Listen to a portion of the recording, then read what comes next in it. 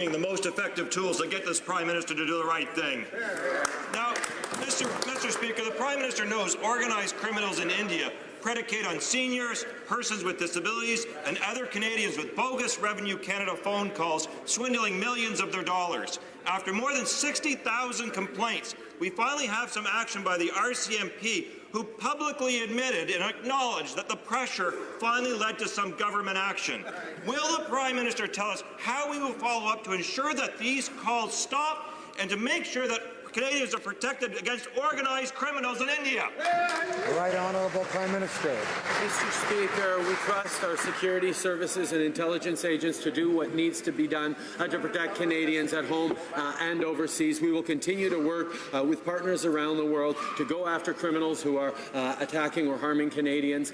This is something that we take very seriously and will continue to work on with the collaboration of all Canadians, Mr. Speaker. L'honorable député de Richmond-Athabasca. Monsieur le Président, ce que l'on entend ici dans cette Chambre est troublant. On a un premier ministre qui fait la leçon aux parlementaires, aux Canadiens, en défendant Statistique Canada, qui collecte des données confidentielles, personnelles des citoyens, sans leur consentement.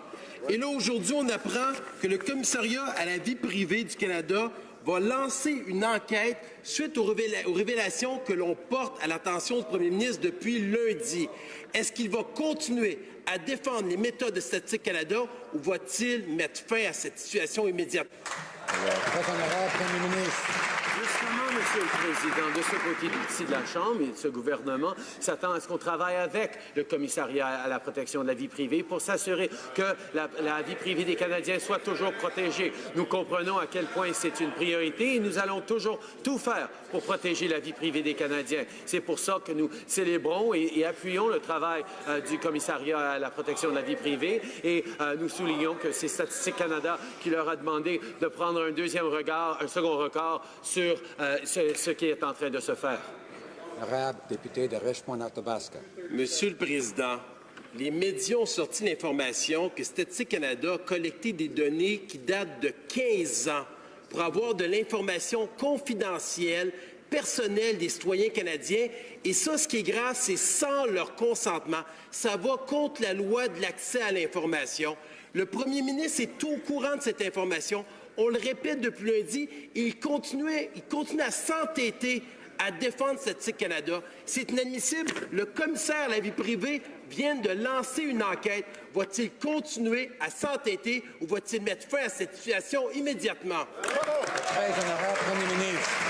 Monsieur le Président, de ce côté-ci de la Chambre, nous respectons le travail que fait le commissariat à la protection de la vie privée et nous allons lui permettre de faire son travail. D'ailleurs, c'est Statistique Canada qui a demandé qu'il regarde une deuxième fois ce programme pour s'assurer que la vie privée des Canadiens soit toujours protégée. Nous nous attendons de ce côté-ci de la Chambre à toujours protéger la vie privée des Canadiens et c'est ce que nous allons toujours faire. The honourable member for Milton. Mr. Speaker, this Prime Minister is so out of touch that he can't see the fact that Canadians have a big problem with the government having real-time data on how they go about their daily lives. Mr. Speaker, you go to Tim Hortons, the government knows you were there. You go to the grocery store, instantly the government knows that you're there. Mr. Speaker, this isn't right. Make a transfer to your son and daughter. The government knows you're there because you're using your debit card and they're getting all the transactions. Can the Prime Minister understand the invasion of privacy is so concerning to Canadians, or is he just so out of touch? The Right Honourable Prime Minister.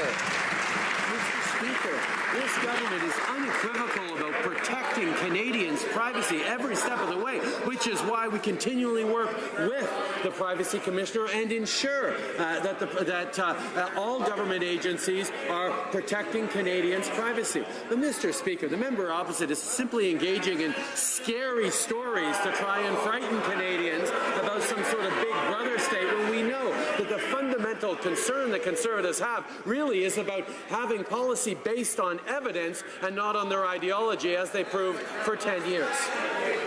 Order. The honourable member for Milton. Mr. Speaker, unfortunately, we have to rely upon what journalists are digging up because this government provides no information to us. But what I have read this morning, and I take it to be true, is that Statistics Canada, this government did seek real-time transactions, and that's exactly what I'm describing. Secondly, Mr. Speaker, Canadians have a big problem with the fact they weren't told that the information would be taken. The minister had an opportunity to report to Parliament last year the methods by which Statistics Canada is gathering data. He failed to include it in the report. Why is he hiding this from Canadians?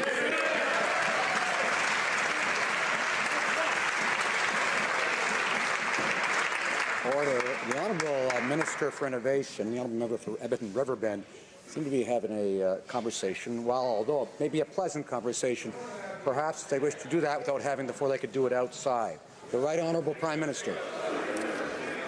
Mr. Speaker, for 10 years under the Conservatives, they chose to govern by ideology, not by facts or science. When facts got in the way, they simply stopped collecting them. They fired the chief science advisor and eliminated the long-form census. We've brought back both. Now, Statistics Canada is engaged with the Privacy Commissioner's Office on this project and others to ensure that the information of Canadians remains protected. We will always protect the personal information and the privacy of Canadians.